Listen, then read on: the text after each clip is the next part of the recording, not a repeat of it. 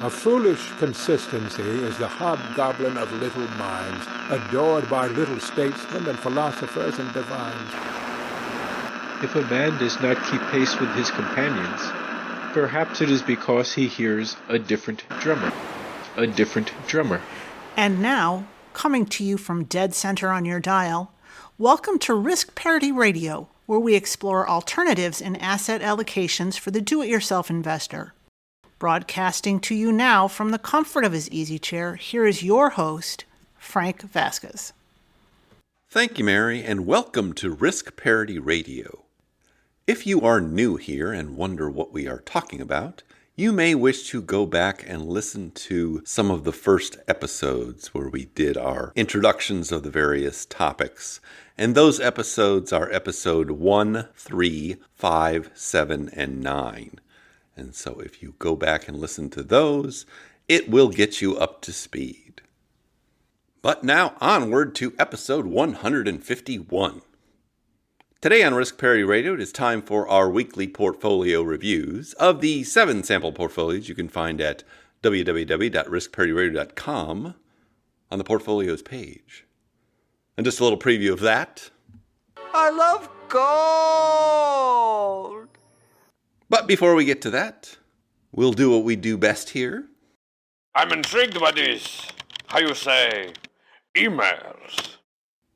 And our first 3 emails come from people that have gone to the front of the list because they have donated to our sponsored charity on this podcast. We don't have any commercial sponsors. We only have a charity. It is the Father McKenna Center. Yes! And so our first 2 emails come from people who are patrons on Patreon and donate that way. And then our third email comes from somebody who donated directly. We few, we happy few, we band of brothers. And if you do that, you have my eternal gratitude, and your email goes to the front of the list. We have enough patrons on Patreon that I can't keep track of all of them now. So if you are one and you send it an email, please note that in your email so that I can make sure your email goes to the front of the line. That would be great. Okay. If you want to know more about the Father McKenna Center and opportunities to donate through this podcast or otherwise, please go to the support page at www.riskparityradio.com. We still have some NFTs for sale there if you can figure out exactly how to buy them. And I think they've gone down in price given the fall in the price of Ethereum recently. But enough about that. Let's get to these emails. First off, we have an email from Julie T. And Julie T writes, Is there a good reason not to use PFF in place of some or all of the money market component in the golden ratio portfolio? My thought is that I may not necessarily be taking out 6% every year, so why not let some of it sit there and continue to throw off dividends? Well, the short answer is, yes, you can do that. Probably be a good idea depending on the rest of your circumstances. The longer answer is that remember that these portfolios on the portfolios page are sample portfolios, and they are designed to be altered to fit your particular circumstances. Now, the golden ratio lends itself to that because its basis is the 42% in stocks, 26% in treasury bonds, and then 16% in gold. That stock portion, you can allocate the way you think a stock portion ought to be allocated. But then after that, you have this 16%, which we've divided into a 10 and a 6. And that allows you to make your portfolio more or less aggressive by adjusting what you're doing with that 16%. In the sample portfolio, we have 10% that we put into REITs and 6% we put into cash, mostly because we wanted to have a portfolio that had a cash component that showed how you could manage a retirement portfolio like that by having the cash and living off it for a year and then replenishing it when you rebalance at the beginning of the next year that you use it. But if you don't need cash, obviously you can put it into other things. So example, I have a version of that in an IRA where I've decided to take that last 6% and buy some more REITs and a commodity fund and something that invests in MLPs and pipelines, because I wanted it to be more aggressive on that side. I don't need cash sitting around in an IRA. You can imagine different variations on this theme. So if you go back to, say, episode 27, when we were talking about utilities funds, we put forth a version of the golden ratio that had utilities in it instead of REITs. And that might be more advantageous, say, if you're working with just a taxable account and you don't want that ordinary income coming out of REITs. You'd rather have qualified dividends coming out of utilities for the most part. You could also imagine a more conservative version of this where, say, you had 10 or the 16% in a short-term bond fund like SHY, which would be much more of a kind of cash reserve. It would make it look more and perform more like the golden butterfly portfolio. But that would be for somebody who wants to make the portfolio more conservative than it is. And there are going to be infinite variations on this theme, as you can imagine. So what you've hit on, thinking, well, maybe I'll put PFF for this 6% of this, is the right way to be looking at this. How do I modify this for my particular circumstances that make sense to me? And if I've got these things that I want to invest in, either because they throw off some income, or I have some individual stocks, or I wanted to put some crypto in there for a couple of percentages of this, or some commodities, or some other thing that you just feel like you want to be in, you could put it as part of that 6%. And you would still have the same kind of principles that underlie this golden ratio portfolio. So if PFF makes the most sense for you, then you should use it. Groovy, baby! And thank you for that email. Second off, we have an email from Justin, and Justin writes, Frank, I'm running the data for my monthly portfolio review. Ran across an interesting tidbit. LTPZ was down 6.73% in January. Well, from the start and end dates I used. Meanwhile, inflation was at 7% annualized, or 0.58% on a monthly basis. Doesn't look like those tips are doing their job for sure. Tough month. Of the 29 assets I track closely, only 3 were positive. PDBC up 7.93% over the same period, GOF up 5.25%, including dividends, and KRBN up 1.89%. Anyway, just thought you might get a kick out of that, Justin. Well, Justin, that does illustrate my ever-ending point about tips, is that they actually do not do in real life what supposedly they are supposed to do. Forget about it. And I mean, just looking at what's going on with some of these things year to date, and we're talking about something that's supposed to do well during an inflationary period. I was looking at the year to dates yesterday. TIP is down over 4%. LTPZ is down over 10% year to date. Meanwhile, on the things that actually do well at inflation, PDBC commodities is up about 9.9% year to date. COM, our more muted commodities fund, COM, is up 6.2% year to date. Even something like this fund that I talked about in the last episode, KWBP, which just invests in common property and casualty insurance companies like Allstate, that's up 4% year to date. Meanwhile, something like VIOV, which is a small cap value fund, is down some, but it's only down 4.3%. So you're better off owning something like that for inflation than you are any of these tip funds. Yeah, baby, yeah! But I was thinking about this while I was listening to some podcasts this last week, and one of the podcasts I listened to was Money for the Rest of Us with David Stein, whose 10 questions we use to analyze investments here. This is in episode 374, and someone asked him about risk parity portfolios and this podcast in particular, which he mentioned there. And he discussed how this approach, the way he likes to characterize it, is a role-based approach to portfolio construction, with the idea that each thing in your portfolio performs a specific role. Now, he had elaborated on this much more if you go back to his podcast 306, where he talked about this in more detail. But that is an accurate representation or characterization of the risk parity approach, that each thing in your portfolio is supposed to do well in a particular environment. You had only one job. And so if you have something that's supposed to do well in an inflationary environment, it better do well. Otherwise, you should replace it with something else that does better. And that is how you're thinking about what you want your assets to do. That you want some of them to do well in the environment with increasing inflation and increasing growth. You want some to do well when both of those are declining, decreasing inflation, decreasing growth. That gets you to treasury bonds. And then you want other ones to do well when inflation's going up and growth is going down, or vice versa. That is reflected often in the correlation numbers between these assets. That if something is going to do well in one kind of environment, it's going to do poorly in another kind of environment and have a low or negative correlation with the other asset. So you want to be able to look at the assets in your risk parity style portfolio and say, this is the job of this asset. This is when I expect it to do well. You had only one job. And either increase the returns of this portfolio substantially or decrease the volatility of it substantially, or some combination thereof. And so we've seen the problem with TIPS is they actually don't do the job they're supposed to do very well, which is perform well in these inflationary environments. They're kind of mediocre. You had only one job. And then they don't give you the diversification because they tend to fall at the same time the stock market falls.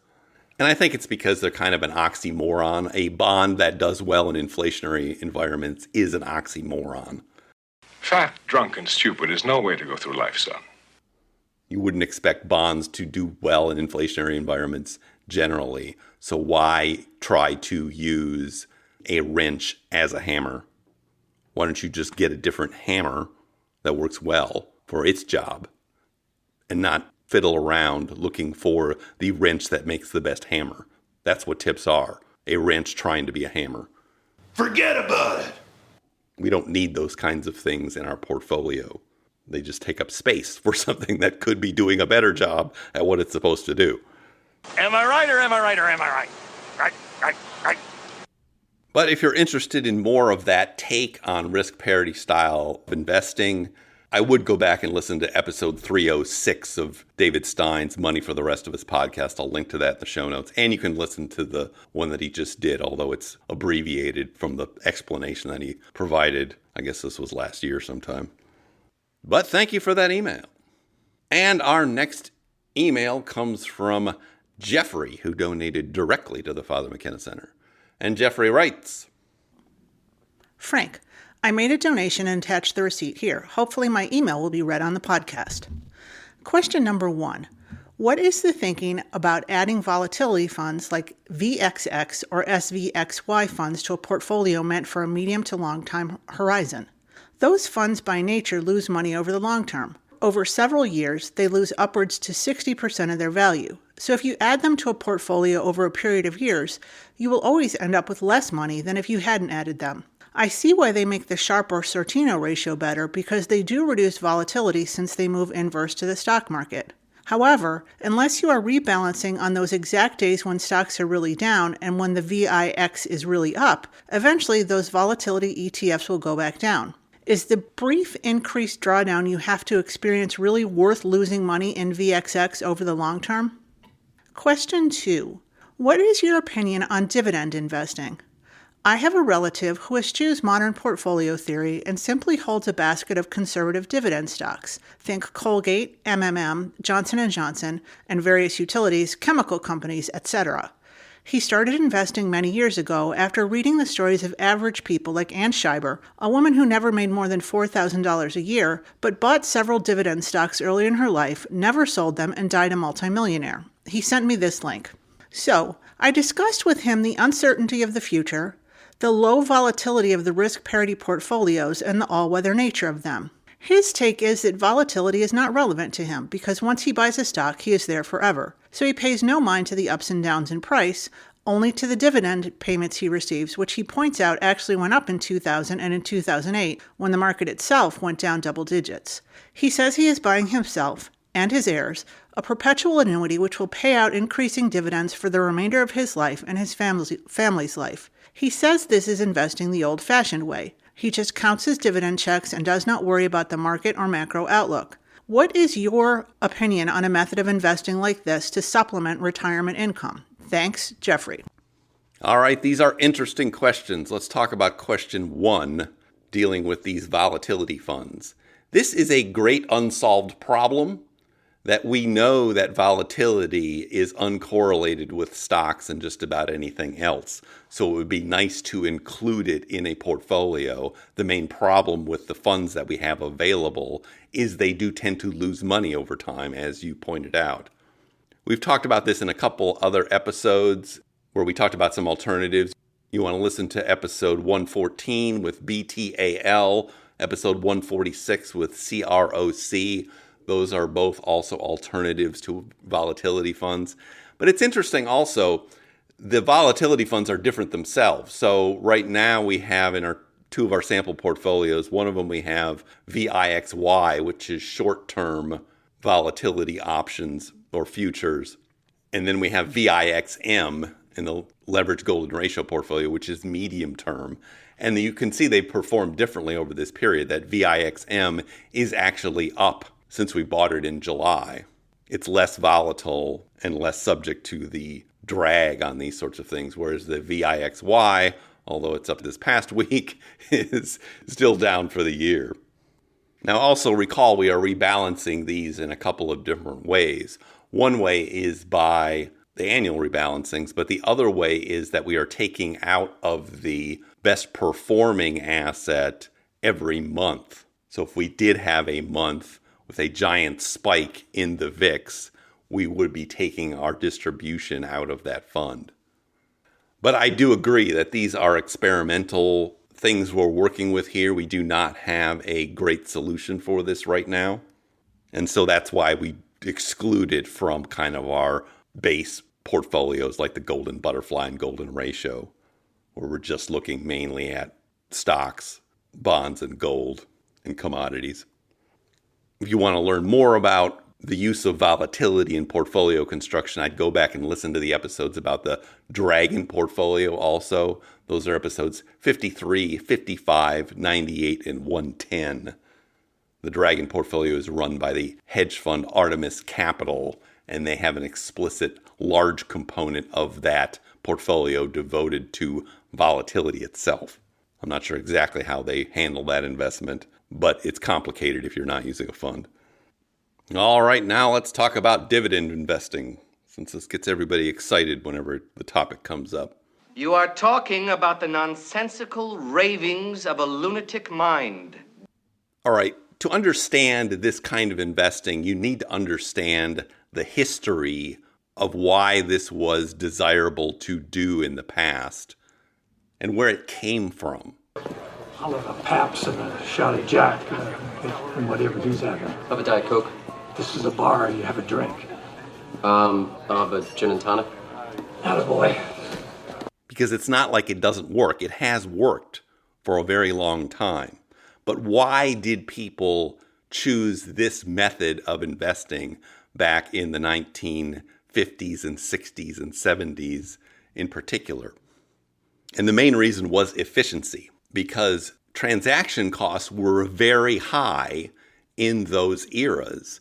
And typically you also needed to trade in 100-share round lots. So the easiest way for a small investor to get into the stock market was actually through drip programs, where you could buy small amounts of shares from the companies themselves and then let the dividends accumulate and reinvest them without paying those kinds of large transaction fees. You wouldn't have wanted to invest in a mutual fund in the 1960s because you were probably paying an 8% load to get into a fund like that. So if you wanted to be a savvy do-it-yourself investor, this was one of the only ways you could actually do that. Accumulate shares of companies that would pay dividends over time and just leave them alone. This was also a good way to minimize your taxes by also minimizing transactions and keeping them all on the buy side, so you're never selling the shares themselves, but you were still able to get money out of them. I liken this style of investing to driving what were the most popular cars back in the day.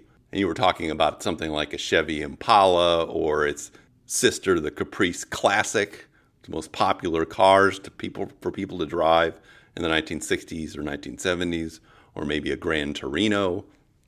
How about you just hand over them keys to that Gran Torino? Why the hell's everybody want my car? Well, I'm not surprised. Yeah, you don't know the half of it. But would you drive those today? Would you go out and buy that kind of vehicle today? No, you wouldn't, unless you were doing it for nostalgia purposes. And I'd like to leave my 1972 Gran Torino to Tau Van Lor. On the condition that you don't chop-top the roof, don't paint any idiotic flames on it, and don't put a big spoiler on the rear end. It just looks like hell. If you can refrain from doing any of that, it's yours. Because we just have better ways of doing things today. More efficient ways of doing things today. So what has changed from that era in terms of investing? Why is this the age of steel for investing, where we're talking about something that actually came out of the Stone Age of investing? Get off my lawn.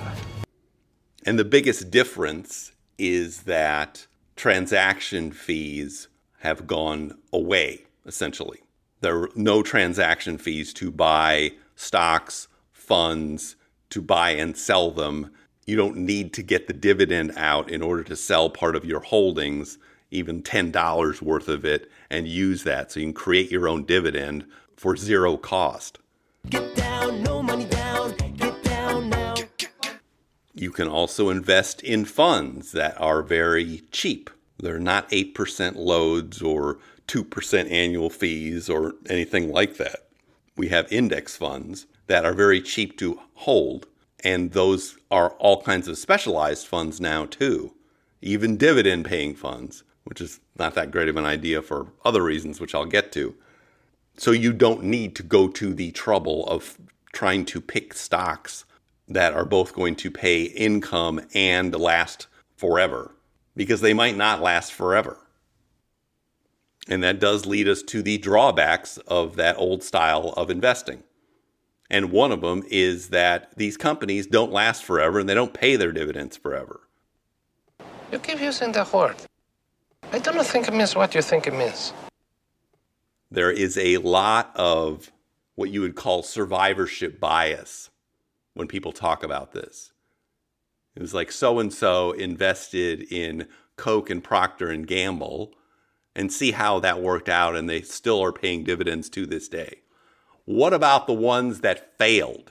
That everybody was putting their money in to get those dividends and they failed. I'm going to link to an article in the show notes about these kind of failures from a website, www.dividend.com, that advocates for this kind of investing. It is called the biggest dividend stock collapses of all time. And these didn't occur that long ago.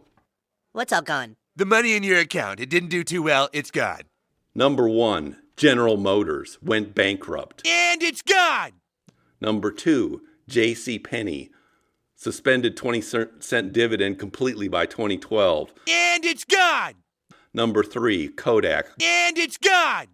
Number 4, Radio Shack. And it's gone. 5, Barnes & Noble. And it's gone. 6, Books A Million. And it's gone. 7, Washington Mutual. That turned out real well, didn't it? And it's gone. Used to be called the Walmart of banking, and it blew up. Number 8, the McClatchy Company. Invested in a lot of newspapers. Founded in 1857. And it's gone. Who would have thunk that it would just die a miserable death at the beginning of this century? But it's gone, and its dividend is gone. And if you put your money in it, it's gone. What? It's gone. It's all gone. Number 9, Citigroup. In 2007, dividend payments for Citigroup were at an all-time high of 54 cents. And then by January 2009, they were slashed to 1 cent. And it's gone. Dividends, all gone. Number 10, Rite Aid. In 1999, Rite Aid's share price began to tumble and its dividend was suspended completely. And it's gone. Number 11, Bank of America. And it's gone. Number 12, BP, British Petroleum. And it's gone. Number 13, American International Group. And it's gone. Number 14, Ford. And it's gone. In the concluding paragraph of this article, the dividend stock world is littered with its fair share of disasters. The factors that led to the downturn of once mighty dividend payers vary greatly. Some companies simply failed to change with the times, while others have incompetent management to blame. Still others took on massive risk that eventually came back to bite them. Most of these companies exhibited at least one of the following signs before their massive dividend cuts: a sharply falling share price, or a lack of dividend raises over a long period of time. Great. We can just put that into your retirement account and make it go to work for you, and it's gone. What does that tell you? That tells you that there is an inherent risk in this style of investing that one or more of your companies may blow up. Now, if you look at the website that you just gave me, there's a couple of sample portfolios there that somebody put together in the middle of 2020. They decided that it would be a good idea to invest in AT&T at that point in time. I think their investment is down about 30% right now. Surely you can't be serious. I am serious. And don't call me Shirley. And everything you read about AT&T is they have incompetent management and they don't know what they're doing. Do you really want to put a big chunk of your portfolio into an incompetently managed company? It's a trap! Because it pays a big dividend and you hope it will continue in the future. Forget about it! I don't think you do. I award you no points, and may God have mercy on your soul. So dividend investing in individual companies relies on your ability to research these companies, to continually monitor these companies, and to pick ones that will go on forever when you're gone. Most people can't do that. That's why you're much better off with a fund. But even if you have a so-called dividend-paying fund, that really is not also the best way to allocate money. And why is that? It's because things we didn't know, again, things we did not know in the past that we know now. And what are these things? With respect to dividends, dividend-paying stocks is not a factor that is meaningful. You don't know why a particular stock is paying a dividend. It doesn't tell you anything about it in terms of factors that financial analysts use to divide up funds and determine which ones perform better or perform differently in different environments. Now, what are the real factors you should be focusing on? They are factors like value. They are factors like low volatility. They are factors like quality.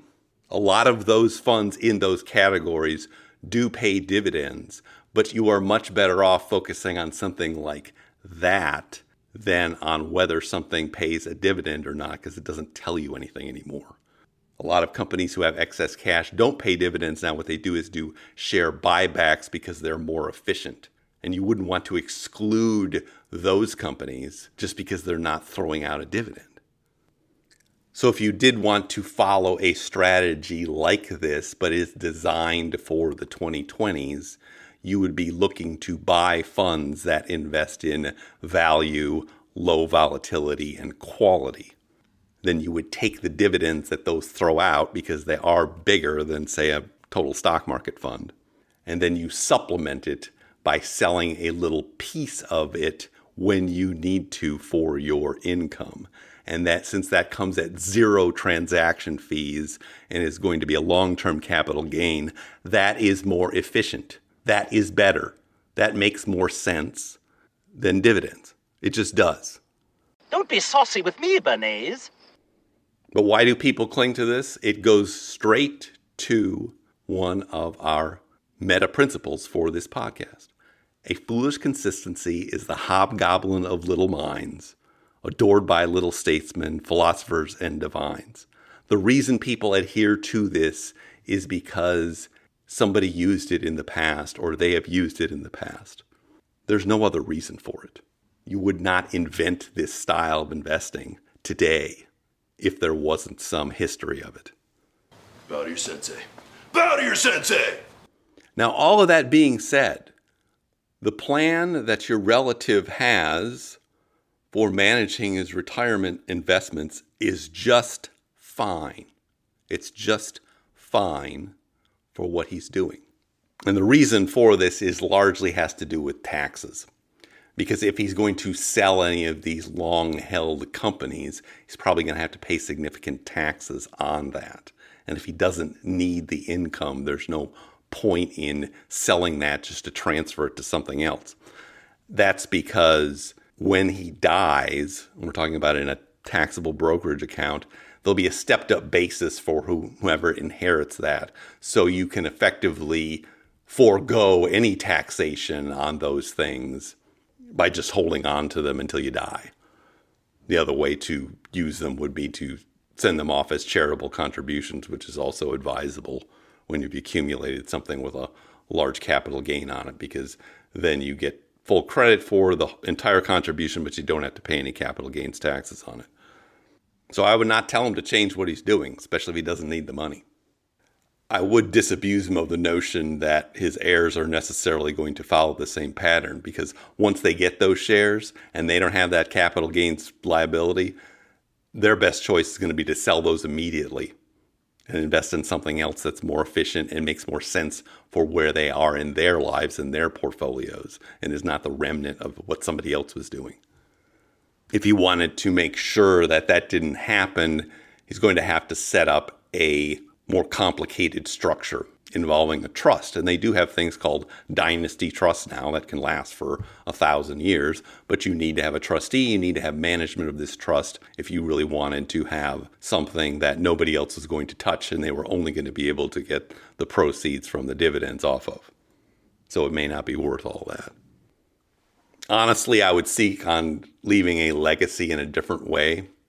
First of all, if you don't need the money, why don't you just give it to your heirs right now, so you can enjoy watching them enjoy it, or being educated, or buying a house, or putting them in their IRA, or whatever they want to do with it. But he could easily transfer those shares. Again, tax issues, can't help that. But the other important point to take into account here is to why it may be particularly inappropriate for him to say, go for a risk parity style portfolio or a different style of portfolio. Remember, our goal here is to maximize projected safe withdrawal rates. If you go back to our first episodes, we want to maximize our projected safe withdrawal rates because we want to have more money for us to spend and live on and use now while we're alive in our retirements, and not have it being stacked up for somebody else to use when we're dead. If your goal is to stack up more money for somebody else when you're dead, then you do want a more accumulation style portfolio, that is more stocks. Of course, you're going to have to reduce your safe withdrawal rate, but maybe that's fine because maybe you don't need the money.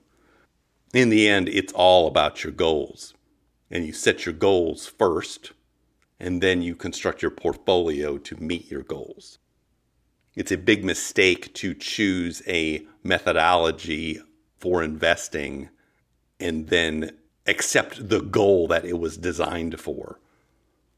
If you're doing that, you're letting your money dictate your life, as opposed to letting yourself dictate what your money does for your life. But enough of this mini ranting. Damn, Padre. You are persistent, aren't you?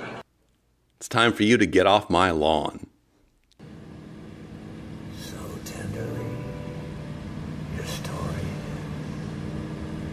Nothing more than what you see, or what you've done, or will become. Standing strong, do you belong in your skin?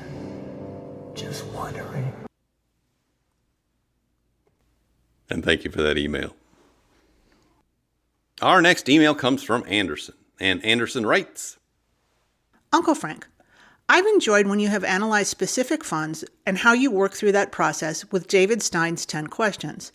Would you be willing to do an episode on one of the common leverage funds that are discussed and used in your experimental portfolios, possibly UPRO or TMF?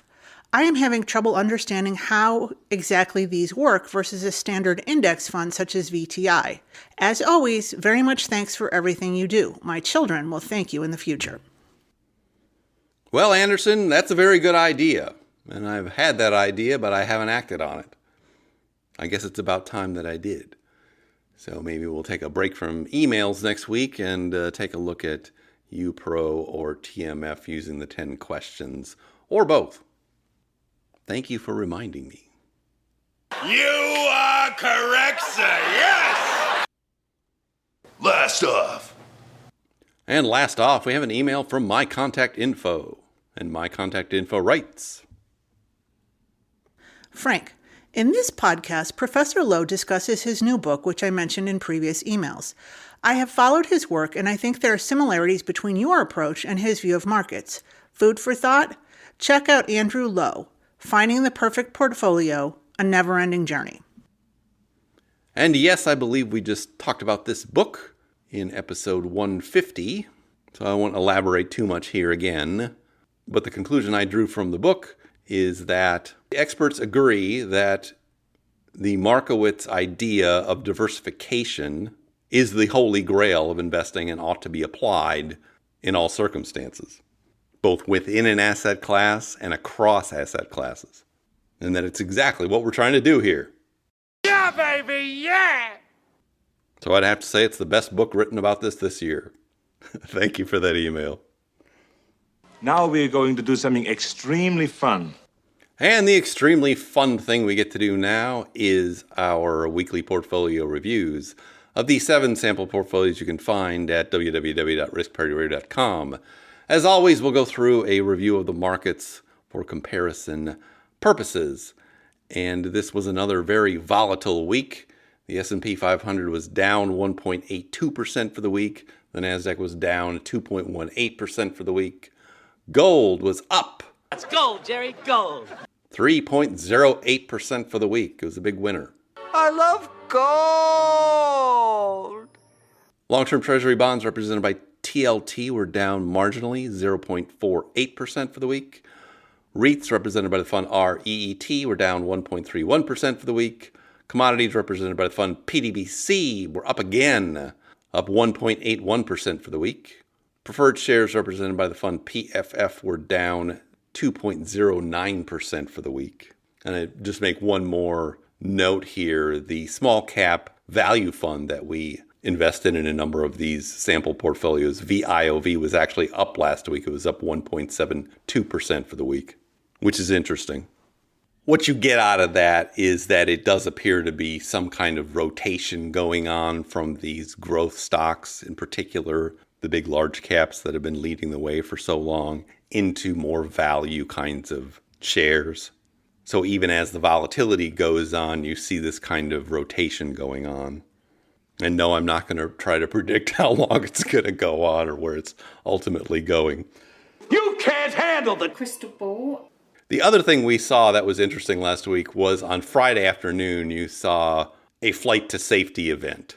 And this can happen when some kind of news hits the markets, some kind of black swan or other thing. In this case, it was the threat of Russia invading Ukraine. And you see what typically happens in a flight to safety event. And what happened was the stock market went down significantly, something like 500 points in the Dow. Treasury bonds went up significantly, a couple of percent in the long-term treasury bonds. And then in this case, you saw gold go up substantially. Gold doesn't always do that. When the event is related to liquidity in markets, gold often will go down with stocks. But when it's some kind of existential crisis going on in the world, then gold frequently goes up. Now, that only went on for an afternoon. Sometimes these events can go on for months or more. You're talking about what went on in 2001 or in 2008. But it's almost like everybody stops doing what they were doing or thinking what they were doing was important and fixates on one particular thing. And then you see this flight to safety move by everybody all at once. Completely unpredictable as to when it's going to happen, how long it's going to happen. But the real point of having these kind of risk parity style portfolios is to be prepared for when that happens without knowing when it's going to happen. We don't know. What do we know? You don't know. I don't know. Nobody knows. And so what we saw in most of our portfolios is very muted responses for the week and for yesterday in particular as well. So looking at our portfolios, the all seasons is our first one. This is our most conservative one. It's only 30% in stocks, 55% in treasury bonds, remaining 15% divided into gold and commodities, the big winners last week. It was down to 0.31% for the week. It is up 8.01% since inception in July 2020. And on Friday, it was up 0.28%. Moving to our next three portfolios are kind of bread and butter ones. We have the Golden Butterfly. This one is 40% in stocks divided into small cap value and a total stock market fund, 40% in treasury bonds divided into short and long term, and then 20% in gold. It liked last week, given the move in gold, and so it was up 0.54% for the week. It is up 19.36% since inception in July 2020. Then we go to the golden ratio. This one is 42% in stocks, 26% in long-term treasuries, 16% in gold, 10% in a REIT fund, REET, and 6% in cash. It was down 0.16% for the week, so it really didn't move at all. On Friday, it was up 0.01%, and it is up 18.67% since inception in July 2020. Moving to our most complicated portfolio, the Risk Parity Ultimate. I won't go through all of these. I will note that the volatility fund in it was up 13.26% on Friday. But the portfolio overall was down 0.20% for the week. It is up 16.95% since inception in July 2020. Now we go to our experimental portfolios. These are the ones with leverage funds in them, and so they move around a bit more. And the first one is the Accelerated Permanent Portfolio. This is 27.5% in TMF, a leveraged bond fund, 25% in UPRO, a leveraged stock fund, 25% in PFF, preferred shares fund, and 22.5% in GLDM. It was down 1.75% for the week. It is up 15.63% since inception in July 2020. And on Friday, it was down 0.39%. Now moving to our most volatile portfolio, the Aggressive 50/50. This one suffered because it doesn't have any gold in it, which is one of its deficiencies.